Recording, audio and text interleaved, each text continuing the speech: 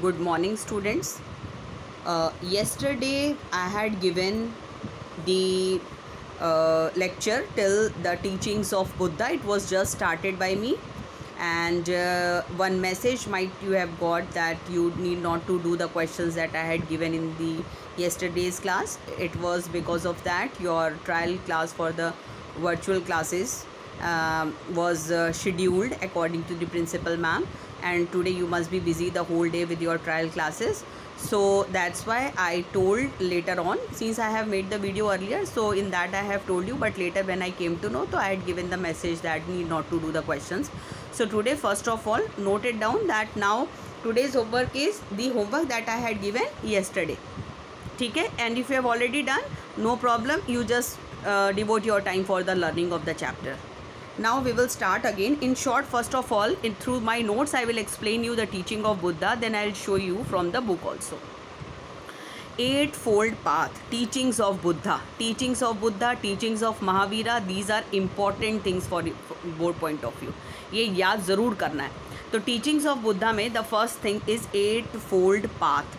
Eightfold path में which 8 things will come, I had told you yesterday. Again I am showing you teachings of Buddha, eight fold path. देखो, right faith, eight fold path उन्होंने बताया था. उन्होंने क्या बताया था? 4 नोबल ट्रुथ्स पहले बताए थे उन्होंने. 4, ये भी यहाँ से ही टीचिंग शुरू हो जाती है बुद्धा की. देखो, teachings of Buddha, 4 noble truths उन्होंने बताया कि ये संसार दुखों से घिरा हुआ है. इस दुख का कारण हमारी इच्छाएं हैं. हम इच्छाओं का त्याग तभी कर सकते हैं जब हमारे से इच्छा तभी ख़त्म होगी जब हमारे अंदर त्याग की भावना आए.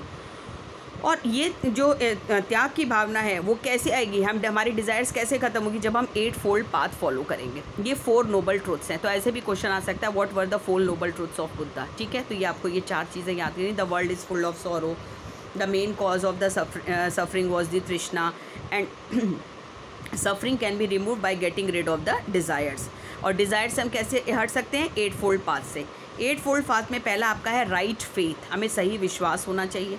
राइट एस्पिरेशन, यानी हमारा जो एम्बिशन है, जो हमारी इच्छा है, जो भी हम बनना चाहते हैं अपनी लाइफ में, या ये सिर्फ प्रोफेशनल पॉइंट ऑफ व्यू से नहीं है, वैसे भी whatever you want. So 8 fold ये राइट एस्पिरेशन. फिर हमारा एस्पिरेशन सही होना चाहिए. Then we should have the right action, हमारा एक्शन ठीक होना चाहिए. Then right living, right speech, हमारा रहने का ढंग, हमारी आवाज़, हमारी भाषा. राइट एफर्ट, हमारा एफर्ट सही होना चाहिए. Right effort, right meditation. ठीक है. And the right contemplation. The contemplation means the look at thoughtfully, हमारी सोच सही होनी चाहिए. ठीक है, ये उन्होंने 8 फोल्ड पाथ बताया था, ये आपको याद करना पड़ेगा. ये 8 फोल्ड पाथ उन्होंने सजेस्ट किया था कि ये वो तरीके हैं जिससे हम अपनी इच्छाओं पे काबू पा सकते हैं. ठीक है. अब 8 fold path was also known as middle path. अब यहाँ पर ये एक चीज़ आई है इंपॉर्टेंट कि 8 फोल्ड पाथ को हम मिडिल पाथ क्यों कहते हैं. This is again very important thing. तो this I have written in my notes, I will show you. 8 fold path is also known as the middle path because he avoid 2 extremes, that is neither indulge in extreme attachment to the worldly pleasure nor practicing severe penance. इसका मतलब क्या हुआ?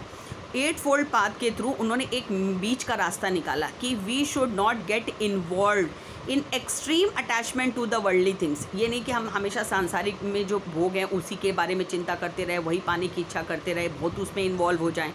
यानी कि हम जैसे हमें ये चाहिए, कपड़ा, भूख, हमारी खाना पीना, घर मकान, या तो बहुत ज़्यादा ना तो इसमें इन्वॉल्व हो जाए, और ना ही हम ऐसे हो जाए कि हम बिल्कुल ही बहुत अपने शरीर को कष्ट देने लगे, बहुत तपस्या में लीन हो जाए कि हम सभी कुछ छोड़ दें और खाना पीना सुख सब छोड़ करके सीवियर पीनेंस में लग जाए.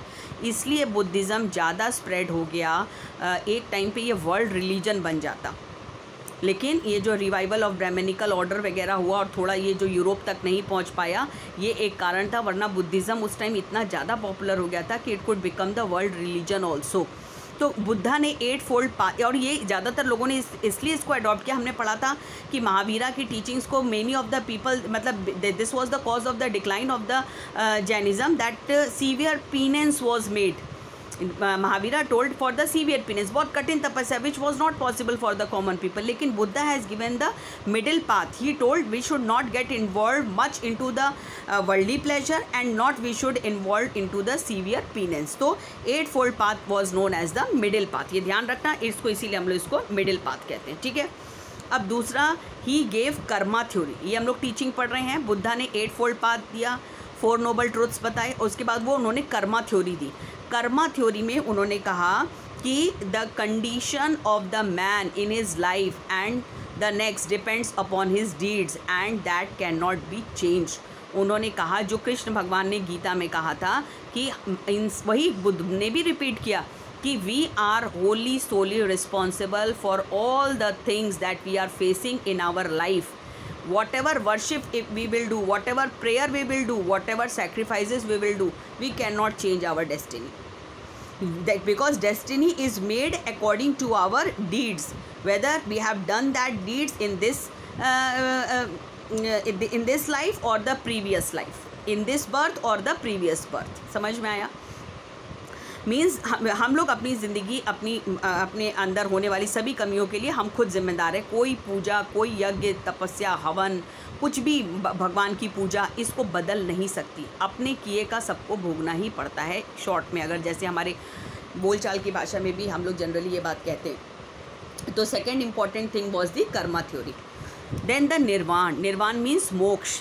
This is also very much prevalent in the Hindu dharma also कि the ultimate aim of the life should be to attain the nirvana, matlab to get rid of the cycle of birth and rebirth, and this will give the true happiness.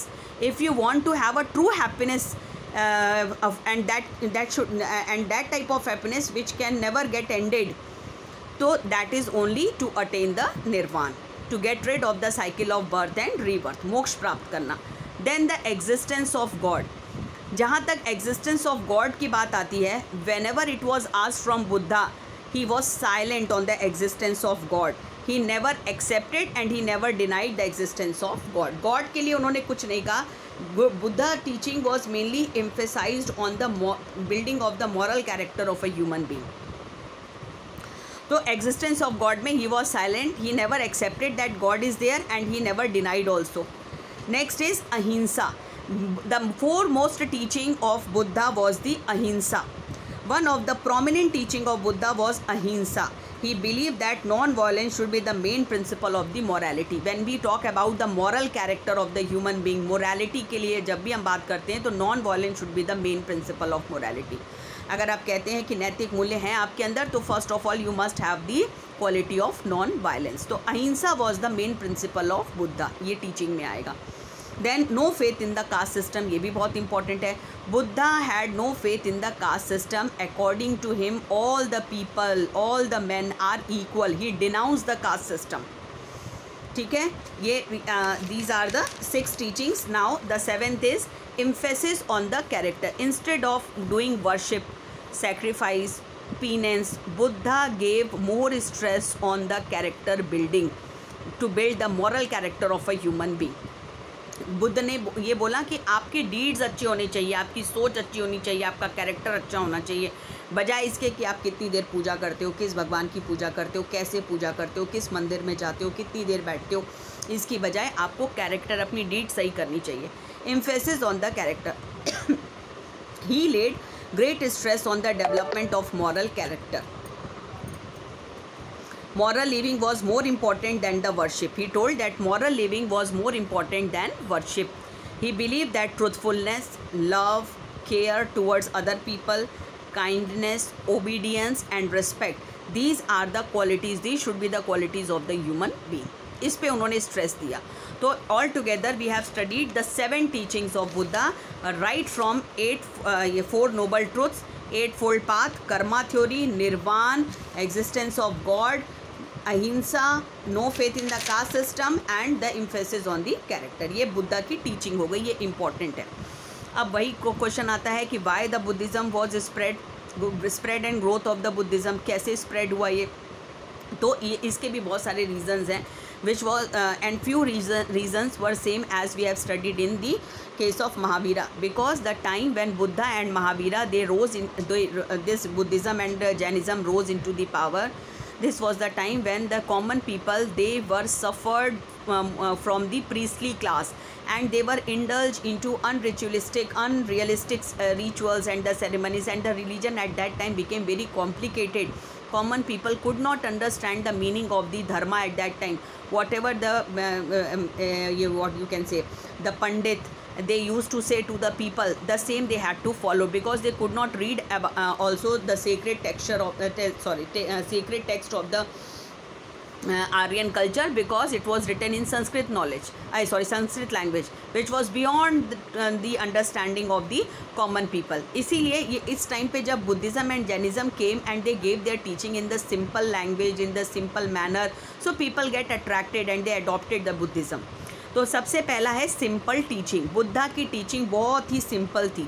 He never said about any of the rituals, ceremonies, sacrifices, and no complication was there. He never told that you should do worship this way, that way, you should do and perform these rituals or ceremonies. So no complicated rituals were there in the Buddha. That is why no complicated rituals were there. That is why